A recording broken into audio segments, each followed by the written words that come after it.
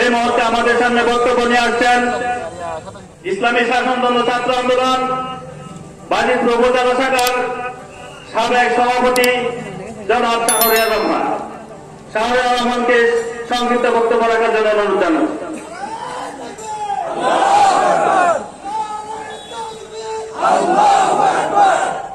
আসসালামু আলাইকুম।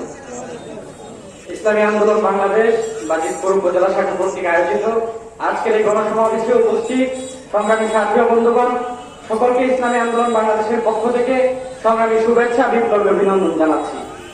সাথী ও বন্ধুগণ, বাংলাদেশের মানুষ এখন এমন একটি দলকে ক্ষমতায় দেখতে চায় যারা ক্ষমতায় গেলে এদেশের সকল ধর্ম, সকল বর্ণ, সকল শ্রেণীর মানুষ নিরাপদে বসবাস করতে পারবে।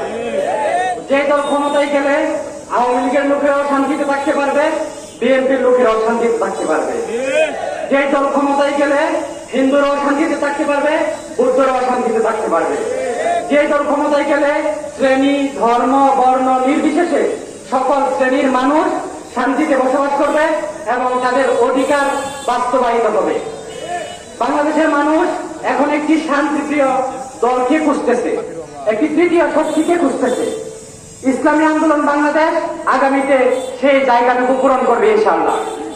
ইসলামী আন্দোলন বাংলাদেশ বাংলাদেশের সকল শ্রেণীর জনগণকে আশ্বস্ত করতে চায় ইসলামী আন্দোলন বাংলাদেশের কাছে সকল শ্রেণীর মানুষ নিরাপদ। ইসলামী আন্দোলন বাংলাদেশ ক্ষমতায় গেলে কোন রাজনৈতিক দাঙ্গা, হাঙ্গামা, মামলা, মোকদ্দমা, হত্যা, নির্যাতন, গুম, খুন কিছুই হবে না। ইসলামী আন্দোলন ক্ষমতায় গেলে সকল শ্রেণীর মানুষ নিরাপদে বসবাস করতে পারবে। এজন্য আমাদের ধারাবাহিক কাজ করে যেতে হবে। আমাদের প্রস্তুত মঞ্চে বক্তব্য দেওয়া আছে, মঞ্চ প্রস্তুত করার জন্য মেহনত বেশি করতে হবে। এজন্য আমাদেরকে জনকল্যাণমূলক কাজ করতে হবে।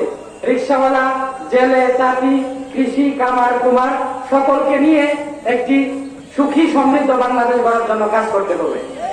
এজন্য আমরা ধারাবাহিকভাবে কাজ করে যাবো ইনশাআল্লাহ। আল্লাহ তাআলা আমাদেরকে ইসলামকে বিজয়ী করার জন্য ধারাবাহিক কাজ করার তৌফিক দান করুন। আসসালামু আলাইকুম।